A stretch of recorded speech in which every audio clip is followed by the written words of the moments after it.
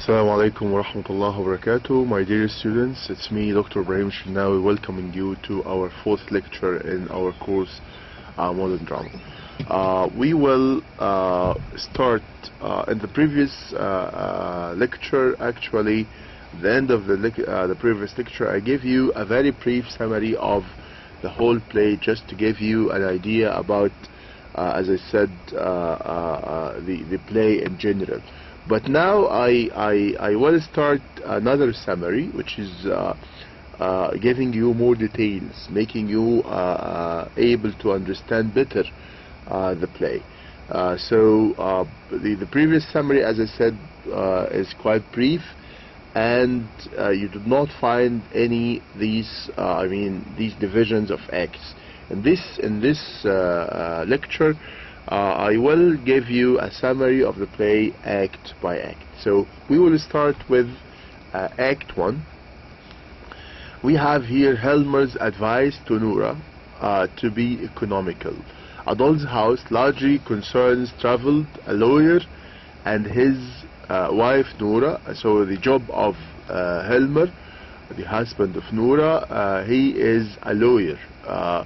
They have been married for 8 years or 9 years, and they have 3 children, 2 boys and a girl. All these details are important, of course. You might have some questions about it. The job, of course, for example, a question about the job of Helmer. Helmer is a teacher, Helmer is a doctor, Helmer is so and so, or a lawyer. So these things are important. Of course, the number of children they have, 2, 3, 4, 5, 6, or whatever, and so on. So when you are reading the summary, you need to pay attention to the details here, because you will be asked about these details, right? Okay. So they have been married for 8 years, or 8 or 9 years, and they have 3 children, 2 boys and a girl. The play begins on Christmas Eve, when Noura had just returned home after having made some purchase in connection with the Christmas festivals.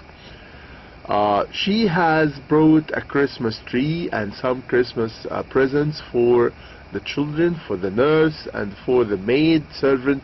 Pay attention to the people they bought the presents for. She bought some presents for the children, her 3 children, for the nurse, and for the maid servant, right? Helmer asks her if she has spent a lot of money. Noura replies that they can afford to be a little extravagant at this Christmas, because now that he has been appointed the manager of a bank. And as we said, that this is a recent position or a recent post that Helmer has got, which is he is now the manager of a bank. But remember, which bank? Of course, we said before that this is a bank from which Noura got the loan or got the money. He would be getting a fat salary. Helmer says that he is yet to take charge of the bank as its manager, and that the fat salary will start coming only 3 months after that. So she's asking him money for buying these presents, and he still does not have this money. He then urges her to continue to be economical and spending money on household needs. At the same time, he gives her a little extra money for Christmas. From Helmer's manner of talking, and this is important, from his talking to his wife Noura, from Helmer's manner of talking to Noura, we find that he is very fond of her, even though he tries to impose his own will upon her. Even he is talking friendly to her, but you feel that he is imposing himself, his own will, his own decision upon her. He addresses her by such pet names as my little skylark and my little squirrel. And of course, we spoke about something that during that time, the husband considers his wife as a property or as a possession. Look here at the use of the possessive pronoun my. So he names her as my little skylark and my little squirrel, which means that my, something that he owns, something that he has or possesses, right? Okay. We also find that he is a moralist. He advised his wife in a solemn manner never to borrow money and never to incur debts. He has also advised her not to eat macaronis because sweets would spoil her teeth. So look, he is treating her like a child, not like a grown-up woman. However, Noura loves sweets and eats them secretly. Even in her behavior, in her actions, you feel that she's like a child, hiding and eating these sweets because she loves them. The same behavior of children who are trying all the time to hide, to eat chocolate and all these things. So Noura loves sweets and eats them secretly. A visit by Mrs. Christine Lindy. And Christine Lindy, you would know that she is a friend of Noura. She was a close friend to her many years ago, but they separated for a while because of some circumstances happened to Noura, to Linda. She married and then she became a widow. All these details definitely you will know when you go inshallah through the play itself. So a visit by Mrs. Lindy, Christine Lindy. Her name is Christine Lindy. Christine Lindy, a friend of Noura's school days. She was with her during school. Now comes to see Noura. They have not met for many years. So they were close friends, but they separated for about 9 or 8 years. Now Noura receives her friend cordially, and from the dialogue which now ensues between them, we learn something about the past lives of both women. Okay. Now Christine had been forced by circumstances, and this is the story of Lindy or Christine Lindy. Now she had been forced by circumstances to marry a man of wealth, whom she did not love. So she married someone that she did not love, but she married him because he was rich. Why she did this, and why some women do this? She had found it necessary. Now this is the reason.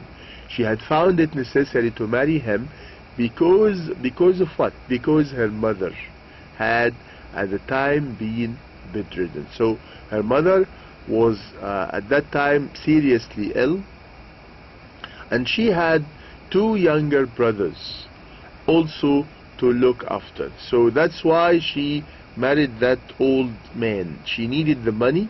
She needed the money for her mother, who was seriously ill, and the mother needed the money for medicine, for operations, for all these things. And also at that time she had 2 younger brothers who also needed money to continue their education. So she sacrificed herself for their own sake, because she wanted to help them. And definitely not all people can do this. Not all people can sacrifice themselves for the others, right? So which means that this type of character that we have, Mrs. Lindy, is a self-sacrifice woman. However, her husband had died soon. The husband of that lady, Mrs. Lindy, died soon after she married him, and his business too had gone to pieces after his death. She was of course unlucky. She married him for the sake of money, but after his death all the money went, all the money lost. So she did not have anything even after his death. Christine had therefore been faced with great difficulty in maintaining herself, her mother, and her younger brothers. So she married him, but she was unlucky. The man died, and all the money was lost, and they could not, of course, she could not achieve her aim behind this marriage. Okay? But now her mother is dead. Now the circumstances changed. Her mother is dead, and her younger brothers are grown up and can therefore look after themselves. Feeling lonely and having no purpose in life, Christine has come to this city in order to look for a job. This is something that, because now after this, her mother died, and now the two younger brothers, now they grow up and they can depend on themselves, and that poor woman finds herself at the end alone, because the mother died. The two brothers, now they do not need her, and they can live alone, they can depend on themselves. So that's why the woman felt alone. She felt that she lost her life for nothing. Feeling lonely and having no purpose in life, Christine has come to this city in order to look for a job. Having been aware that Noura lives in this city, she has now come to see her in order to seek her help in getting a job. Noura promises to speak to her husband about Christine's need for a job. Of course, Noura tried to help her old friend, her old close friend, in order to find her a job, and of course the best one who can help her in this manner, the new manager, who is Helmer, her husband. So she promises Lindy to speak to her husband, who is now a manager in a bank, to find her a job in the bank.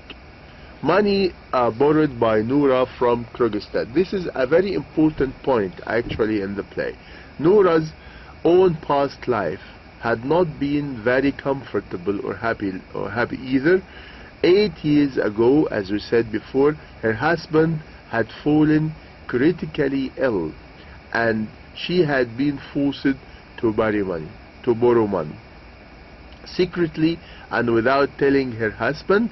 And we said why she did not tell her husband, because she did not want to hurt his self-respect. She did not want to make him feel that he is not a man, and he is not able to take care of the family, to spend money, to even treat himself, and all these things. So she got the money and she spent them without telling him all this, in order not to make him feel that he is not a man, and does not want, of course, to hurt him, to hurt his self-respect, as we said, as a man, in order to take him to a warm climate under medical advice.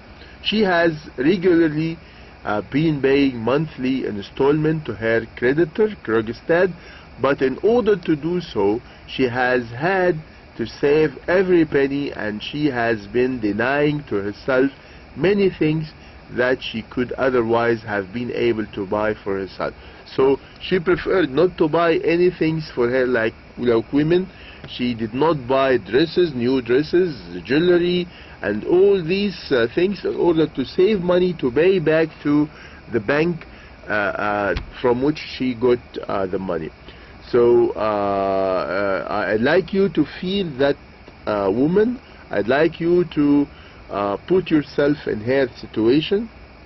I'd like you to see how she is wise in doing this, getting the money and trying to pay back the money, and even to deprive himself of all these necessities of life, or of all these pleasures of life that any woman can have, and any woman, you know, can enjoy.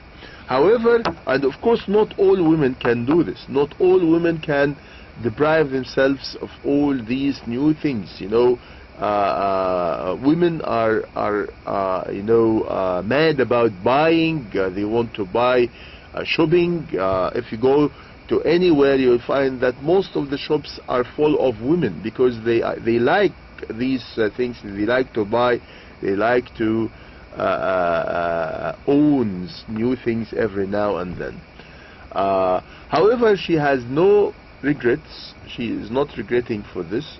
In fact, she is proud of the fact that she had been able to save her husband's life by having borrowed money in order to take him to Italy, where they had stayed for a year or so. And so we said that she took the husband to live in Italy, according to the advice of the doctors, to move him from the place in which they are living to live in Italy, and this is a warmer place. Helmer's promise of a job to Mrs. Lindy. Now, when the two women are talking to each other, the man called Krogstad comes to see Helmer and is admitted into Helmer's study. Mrs. Lindy tells Nora that she had known this man many years ago, when he was a solicitor cleric in the town where she had been living. Nora tells her that this man had got married, not bad, but that he is now a widower. And of course, you know, a widower is, we have a widow and we have a widower. A widow is the woman whose husband died. A widower is the man whose wife died. So now Krogstad is a widower because of the death of his wife, and Lindy is a widow because of the death of her husband. So, but he is now a widower with several children. Just then Dr. Rank, a close friend of Helmer and Nora and a regular visit at this house, joins the two women. He tells them that Krogstad, the man who had just gone into Helmer's study, is morally corrupt. Of course, Helmer is against Krogstad. Why? I will give you all the reasons for his hatred and his not accepting Krogstad as a friend and as someone that can come close to his family. So he tells them that Krogstad, the man who had just gone into Helmer's study, is morally corrupt, which is that he is morally not good and doing some crimes and some immoral actions. Dr. Rank describes Krogstad as a rotten to the core. A little later, Helmer also joins this group. After having seen off Krogstad, Nora introduces her friend Mrs. Lindy to her husband and asks him to arrange for a job for her. And this is, as we said before, that Linda comes especially to see Nora in order to find a job, to help her to find a job. And of course, Lindy now is speaking to her husband to help her to get a job in the bank. So Mrs. Lindy, to her, Nora introduces her friend Mrs. Lindy to her husband and asks him to arrange for a job for her. Helmer promises to give her a job in the bank, of which he would be taking charge on the New Year's Day. Helmer, Dr. Rank, and Mrs. Lindy then go away, and Nora is left alone. So all the attendants at the time, they left, and Nora is left alone now in her home. Now Krogstad threat to Nora on the basis of her act of forgery. Nora is now playing with her children when there is a knock at the door, and Krogstad comes once again. So Krogstad was waiting outside until he is sure that everyone in the house except Nora left. So when he was sure that all those people who were in the house left and Nora now is alone in the house, he returned back to speak to her about a certain matter. So Nora now is playing with her children when there is a knock on the door, at the door, and Krogstad comes once again. Why did he return back? We will know. This time to meet Noura. He comes especially now to meet Noura. Noura actually Krogstad is the man from whom Noura borrowed money, and this is the problem. This is the man that 8 years ago Noura borrowed the money from him, because as I said that he was working in the bank. So actually Krogstad is the man from whom Noura borrowed money 8 years ago, and to whom she has regularly been paying monthly installments against that loan. Krogstad has been working for some time in the bank, of which Helmer has been appointed the manager. But with Helmer as the manager of the bank, Krogstad's job is in danger. But look at this. But with Helmer as the manager of the bank, Krogstad's job is in danger. Why? Why Krogstad is afraid that he is in danger in working in the same bank in which now Helmer is the manager. So Krogstad's job is in danger because Helmer does not have a good opinion about this man. He does not have a good opinion about this man. Krogstad has already met Helmer about his job, but Helmer has not given him a favorable reply. Krogstad now comes to seek Noura's help in this matter. So he was afraid that Helmer might dismiss him out of the bank, so that's why he comes to Noura to tell her that do not make your husband dismiss me, kick me out of the bank. This is my job, this is my position. I want to stay and not to be dismissed out of the bank. He tells Noura that she can save his job in the bank by recommending his case to her husband. So he wants her to speak to her husband, Helmer, to tell him that this man is good, there is no need for you to dismiss him or make him leave the bank by force. And the question is, will her husband be convinced to keep Krogstad in the bank, or he has a certain opinion, he has a certain idea about this man and he is going to dismiss him out of the bank? But she tells him that it wouldn't be possible for her to influence her husband, and that she can therefore be of no help to him. Krogstad thereupon says that he was a weapon in this position against her, and he will use that weapon in case she does not prevail upon her husband to let him keep this job in the bank. So he told her that he has a weapon against her, that he has something against her, and if she is not able to help him, he will use this weapon against her. What is this weapon that Krogstad has? This is what we are going to know. So Krogstad then explains what he means. He gives us the explanation. Let's see what he says. He tells her that she had signed a bond in order to get the money from him on credit. So when she came to get the money from the bank, the loan from the bank, she signed a bond, like a contract. It had been necessary for her to have the bond signed by someone or somebody who could stand surety for her for the repayment of the loan. When you go to any bank to get some money, definitely the bank will not give you the money just like that.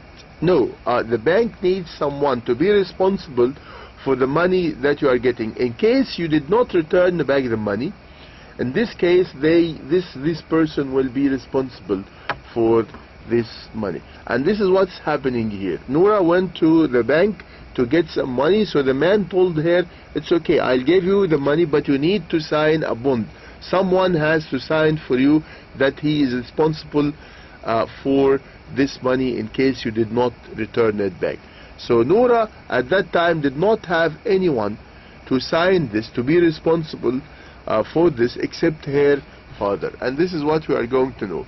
So she had said that her father would stand surety for her and that she would send the bond to her father for the signature. So she told Krogstad that it's okay, my father will be responsible for this and I will send this bond to him to sign. After a few days, she had given the bond to Krogstad with her father's signature. So returned the bond back, giving it to Krogstad, and the bond was signed by her father. Was it really her father who did this or not? This is what we are going to know. However, Krogstad had discovered a disparity in this bond, and this is very important.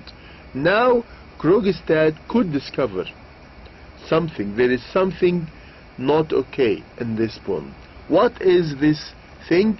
The date on which her father was supposed to have signed the bond as surety for her was the 2nd of October. So the date on which this surety was signed, it was on the 2nd of October. But her father had died 4 days earlier, on the 29th of September. So the father, you know that we have September, we have October, November, December. So the bond was signed on the 2nd of October.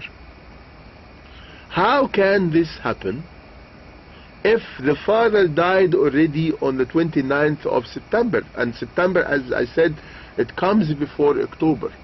So how can a dead man sign a bond?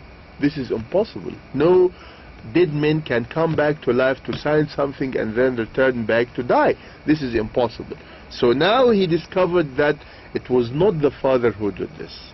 It was Noura herself who forged this signature in order to take the money. So again, how he discovered, how Krogstad discovered that this bond was forged, because it was signed on the 2nd of October and the father died on 29th of September. Okay, so please bear this in mind.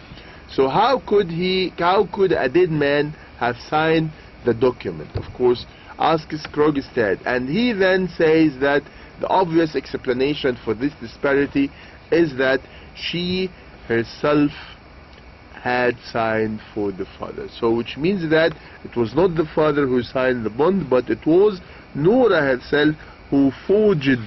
Please look for the meaning of the word forged if you do not know its meaning. It's very important. So he forged, who made that forgery on the back. So Noura admits and confesses that she had signed for her father.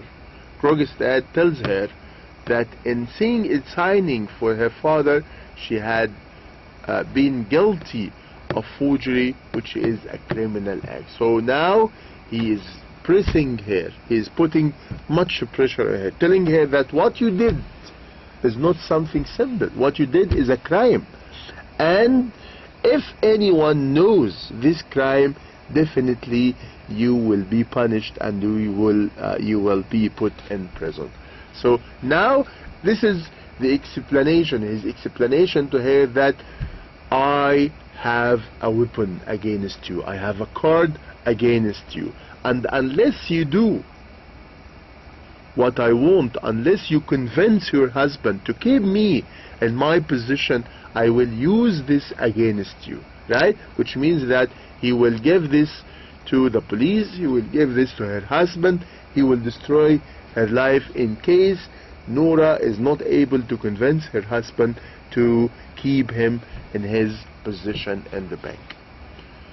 Noura says that her father had been seriously ill at the same time, and that she had not thought it proper to send the document to him or for his signature. So Noura is telling him that my father really could not sign this because he was seriously ill at that time. As Krogstad had demanded a surety for the loan, she had herself signed for her father. Krogstad says that she had been guilty of the fraud. Noura says that she has badly needed the money because her husband, and now she's telling him why she took the money. It was not just for the sake, as I said, to please herself, to buy something for herself. No, she took the money just to help her husband, who was critically ill at the time and had been taken away to a warm climate. Krogstad says that she does not seem to realize the gravity of his offense. Yes. Now he then tells her that he himself had been guilty at one time of act of forgery. So he was telling her that I did the same mistake like you did before. But of course there is a difference between the two. Krogstad, when he made that crime, that act of forgery, he knows that this is a crime to be punished by law. But Noura did not know this. She did not know that this is a crime. She thought that as long as she is able to pay back the money to the bank, so there is nothing in this. There is no crime in this, because she knows that she will be able to return back the money to the bank. So now, in her opinion, this is not a crime. Okay? So this is the difference between the two. He goes on to say that in the eyes of the law, forgery is a serious crime. Now he is threatening and pressing her more. Noura says that no law can be so unjust as to ignore the motives and circumstances behind a criminal crime. She said that my motives behind this is to help my husband. So how can a law punish me, and my intention, my motive is quite good and quite known to you. If her intention in forging her father's signature had been to save her husband's life with the money that she wanted as a loan, no law can punish her.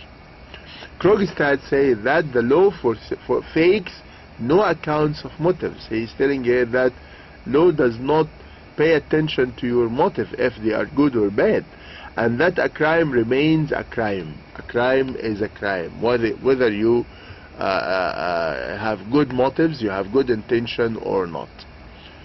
So a crime is a crime, remains a crime, no matter what the motive behind it. Krogstad then says that the choice is hers to make. Either she could prevail upon her husband to let him retain his post in the bank, or he would make a public disclosure. Disclosure means everyone will know this crime. Of her crime of forgery, Krogstad then goes away. Now, Noura, before we end our lecture, Noura, after being threatened by Krogstad, now she is confused. Now she is, as you can see on the screen, that she is mentally disturbed. She does not know what to do. Now someone is threatening. She took the money in order to help her husband. She did not, in her own opinion, she did not do something bad to be punished. She did not make a crime, and she is paying back the money, the installments to the bank again. So why should she punished in this way?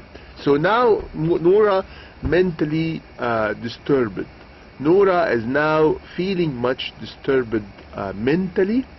When her children come again to play with her, she sends them away because she is feeling very upset.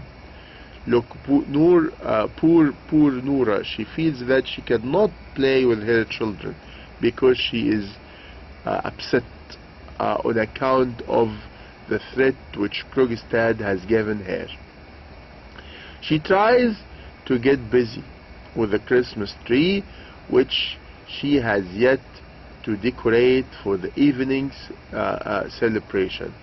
But Krogstad's threat keeps coming to her mind and making her feel uneasy. So every now she tries to get out of this state in which she is in, all the words of Krogstad come to her mind, and she feels that she is going to lose everything, to lose her established family and to lose her children in consequences.